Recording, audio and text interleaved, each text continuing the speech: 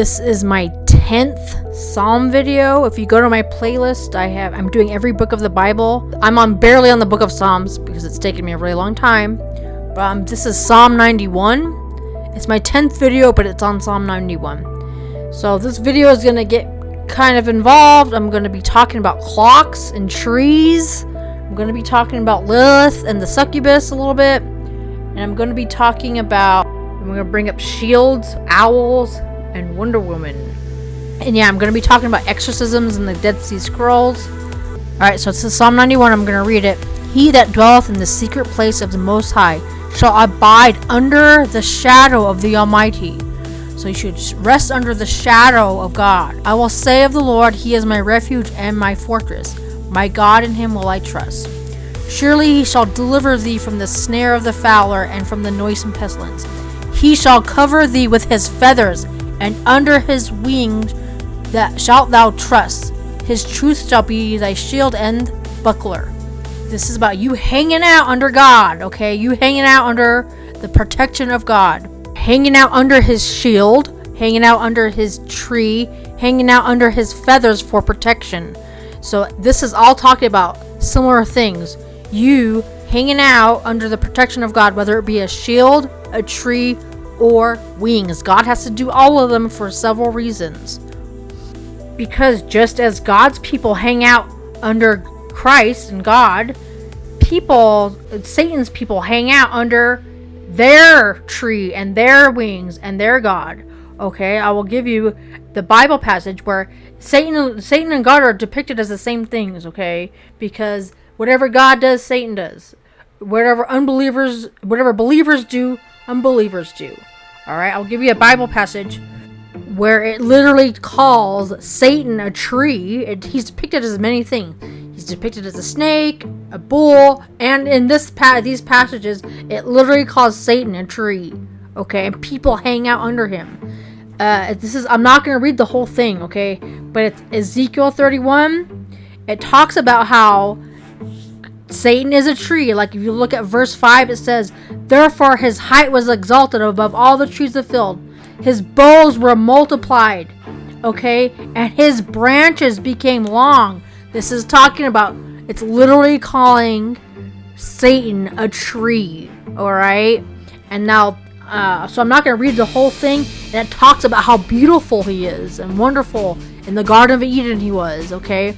It's like when earlier in the book of Ezekiel, it talks about how beautiful the anointed cherub of Satan was, okay? How beautiful he was. But what happens if you go to Ezekiel 31:17, and he made all the nations to shake at the sound of his fall, so the fallen tree, when I cast him down to hell, with them that ascended to the pit, all the trees of Eden, okay? They also went to hell down with him. Under them that he be slain with the sword, and they that were in his arm. So this is you hanging out under Satan's arms, under his tree, under his wings, okay? And that dwelt under his shadow in the midst of the heathen. So you hanging out. If you read Ezekiel 31, the whole thing, it really just talks about how evil people hang out under Satan's arms, his wings, his tree. Alright? Oh, and this is just a coincidence. Wasn't Buddha hanging out under a tree? Okay? Or these Hindu gods hanging out under trees? Or all these other cherubs hanging out under trees? This is talking about current information. Okay? The fig tree of wisdom, or whatever. Okay? There's a million different people hanging out under trees that are gods. And worshippers of false gods. And not to mention, you have to watch this Axis Mundi video I just made. Okay, but you hanging out under a tree or a pillar of light is all witchcraft, okay? You dancing around, and I totally forgot to mention Burning Man. This is all talking about Burning Man too. You hanging out under a pillar and dancing around it is witchcraft, really old witchcraft. This is an Axis Mundi point, okay? You dancing around and hanging out under pillars and singing around them, whether they be pillars of light or trees, is really old witchcraft. Okay, now I'm going to be guiding this toward clocks, okay? So his truth shall be my shield, thy shield and buckler. Thou shalt not be afraid for the terror by night, nor the arrow that flieth by day, nor the pestilence that walketh in darkness, nor for the destruction that wasteth by noonday. This is talking about time frame, because if you go through translations and deep word studies on the Hebrew and the Greek, okay, it literally can terror by night can translate to midnight demon or noonday demon, okay? So this is talking about clocks, and these arrows that are flying, okay, these arrows that are flying are talking about clocks, okay? Look at these arrows flying around the clock, okay? God is going to protect you from these invisible arrows and arrows that you can see. What do you mean invisible arrows? God's shield protects you from things you don't even see, okay? He protects you from things that you don't even see coming, all right? You don't even want to know the things he has protected you from, all right? People take it for granted every day. And then you have to go study what shield and bucklers are, all right? Shields are for long arms, okay? And bucklers are for short arms, aka the minute hand of the clock and the hour hand of the clock. Okay, God protects you from things from the future and from things way in the past and from things for you right now. He protects you from your past demons, your future demons, and your present demons. All right? And I'm going to go into because pestilence is an actual entity and demon. That's where the word pestilence comes from. It's actual demonic entity in the book of Revelation. It's actually called a thing. If you read the old animal sacrifices, okay, in the book of Leviticus, I think, you have to do an animal sacrifice for unknown sins, like things you didn't realize were sins, okay? Though that's God protecting you from invisible arrows. There are things you don't realize are sins that God has, once you accept Christ, God will forgive, okay? And trust me, saved Christians are being saved from sins that are sins of ignorance, okay? God allows some ignorance because quite frankly, everyone is a bit ignorant. Once you accept Christ, your sins of ignorance, those invisible arrows are forgiven. And I want to bring up the past thing. What do you mean God forgives past sins? Your trauma as a child, okay, or your past traumas can be a strong foothold for Satan for you now and in the future. Okay, he will use your past trauma to mess with you, to make you an angry person, and make you an evil person. Evil only makes more evil, alright, without Christ. I'm going to bring up Noah's window again. If you read the Bible, there was only one window in that whole ship. A very hard to see through window, if you may think it was made of animal skin. It only gave enough light that they needed to see, or that Noah needed to see. And this is a constant theme in the Bible too. Even in the book of Revelation, it talks about this. Revelation means to reveal, to see what's beyond that veil, beyond that dim window, that misty window, to see what's behind there. My point is, why didn't God have Noah build a bunch of windows all over the ship? Because God was protecting them from what was going on outside. Okay, he's like, you trust me, you don't want to know what's out there. All right, there's lots of theories about what was going on before the flood. Like there was fallen angel technology, there was hybrids everywhere. I don't know. Probably, okay, there was probably some pretty scary things going on. So God was like, you don't even want to know what's going on out there. All right, you don't want to know what's going on out there. They're in fight or flight mode, and they're gonna be. You don't want to see what's going on. So yeah, God protects you from things you don't even realize you don't want to see. There's a lot of scary things out there. Okay, I don't know what kind of arrows are gonna be happening in the future. I don't know if CERN is gonna open up and just open a portal to hell. I don't know if there's gonna be World War III. I don't know. Okay, but I'm personally. It says when you're not gonna be afraid of it. I'm not afraid of it. God, I am like I want to say I'm supernaturally not as afraid of those things anymore at all. I'm not afraid of death. Okay, once you know where you're gonna go when you die, it's not scary anymore, and that's a huge blessing to not be scared of that stuff. Even though that stuff is scary, I'm personally not scared of it. I'm scared about it for other people because they need to come to Christ before it's too late, because they think all that stuff is a joke. It kind of reminds me of when Adam and Eve bit the fruit, and it says their eyes were open. You know, that veil of protection was lifted, and they probably saw things that God was protecting them from that they didn't want to see. Anyway, okay. And this is very important. When it says terror by night, that is a reference to Lilith, okay?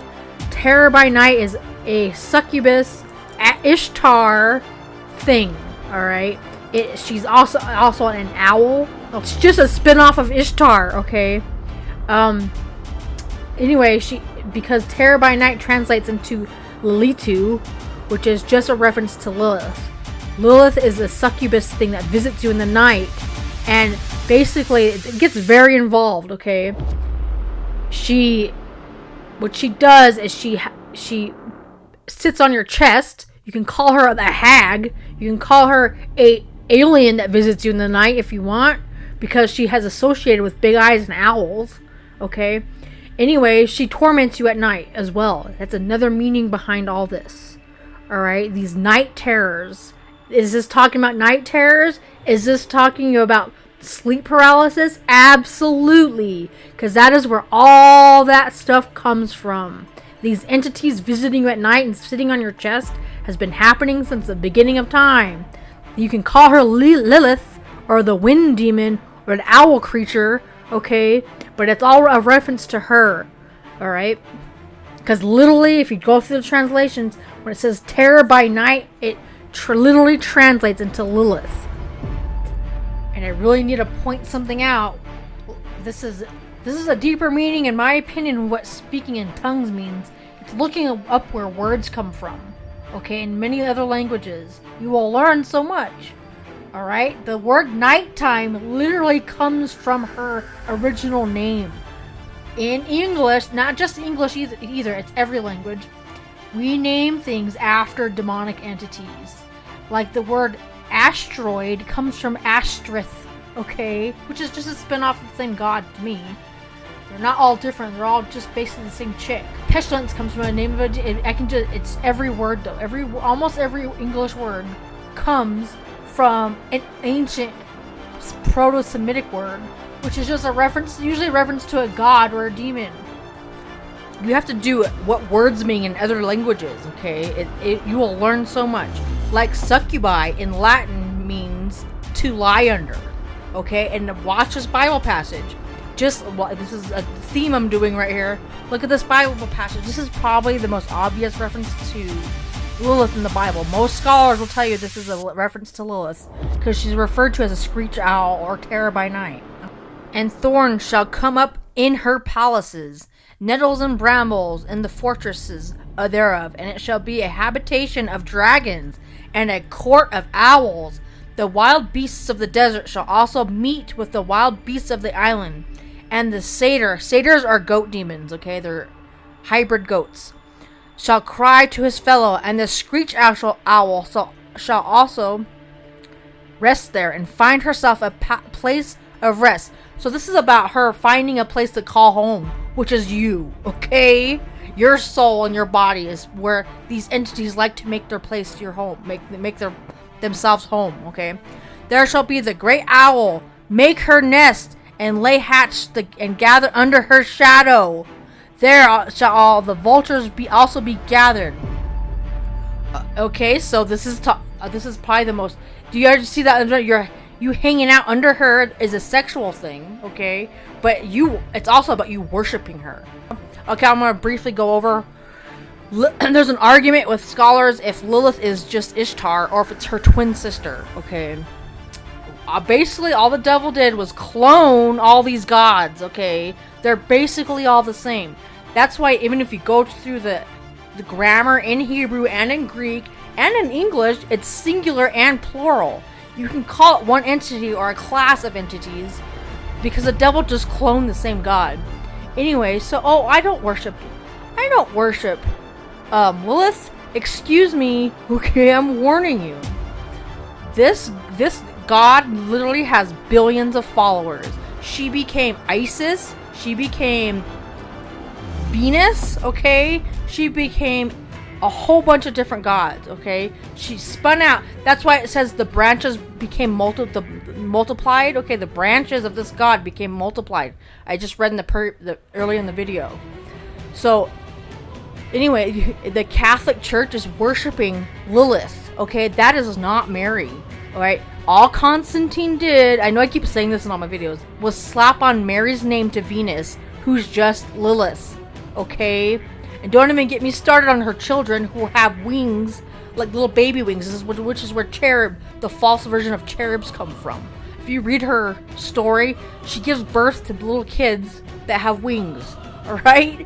And that they're her children. And that's why people to this day think these things, these cherubs, are in the Bible, even though they're not even mentioned once, because they come from an evil pagan roots. And if you're Catholic and watching this, I'm not trying to make you mad, and I'm trying to save your soul. Alright, you are being tricked, but just because you're being tricked doesn't mean you're going to be forgiven. And I know the first thing you're going to say is you're disrespecting Mary. I'm not disrespecting Mary, you are. Alright, I have nothing but respect for the Bible Mary, but you're not worshiping the Bible Mary. She's not very going to be happy with you by worshiping a pagan god in her name at all. So I'm really going to connect some dots. So you're supposed to hang out under God's wings, God's arms, and God's tree, and God's shield, okay? He's your shield, he's your protection. The devil has 10 million fake shields, and fake gods, and fake protection. It's all Antichrist stuff. The word Christ means savior, or hero. It's not just about a man coming at the end of the world, although that will very well might happen. You trusting in false gods for protection is demonic. And you worshiping cartoon characters, and I don't worship cartoon characters or TV characters. You loving them more than Christ is worship. That is what worship means. You dedicating your time, energy, and emotions to characters on TV is worshiping them. Alright? And putting posters up all over your room and t-shirts is worshiping them. It's the same thing. So God uses play on images and stuff to get you to understand what happened and is happening. The Shamash is where the Pentagram comes from. It is one of the first gods on Earth. There's lots of theories and stories, but basically one of their stories is all of their gods came through the Shamash. It came from this open portal that became the Pentagram. I'm not kidding. It's those creepy stories. All these gods came through this open window. Yay! Anyway, so this is a Shamash, but you can also use this as a shield, okay? Because they put this thing all on the heads of gods, which would become a crown or a halo, okay? But this is also represented as a shield, as a protection, like the devil's gonna protect you. You know, that's Antichrist stuff. Someone else protecting you that's not Jesus is always the devil. Whether it be a false god or whatever. I'm going to connect some dots for you. So, one of her names is... I'm going to show you this owl figure. Okay, this owl, that thing above Lilith's head is the Shamash. That becomes the Pentagram, okay? So, this... I already talked about this in some of my videos, but... So this is the Pentagram. But it also represents a shield. Okay, it represents a shield and a crown. Whatever. And this is a depiction of Ishtar with the Shamash. Okay, and please note that Ishtar has weapons on her back, enchanted weapons. Okay, they're like magical weapons. All right, she has them on her back. All right, and look at her. She has a crown. Okay, these horns are crowns, but sometimes it's even a star or a moon god. Okay, it's Isis stuff, yes. And she has an owl with her half the time. Okay, guess in Poland, this god is called Diana. Okay, guess who this character is? This is Lilith, man. This is a pagan. This is a succubus. Okay, and her name is Diana, and she has that Shamash shield. Okay, go ahead and rely on her for protection. You are worshiping her if you loving these TV TV characters is just same thing as worshiping them, okay? She has enchanted weapons, she has the star or crown on her head, and she has the Shamash shield. This is all Antichrist stuff, because you're saying, oh, these superheroes are going to save me, not Jesus.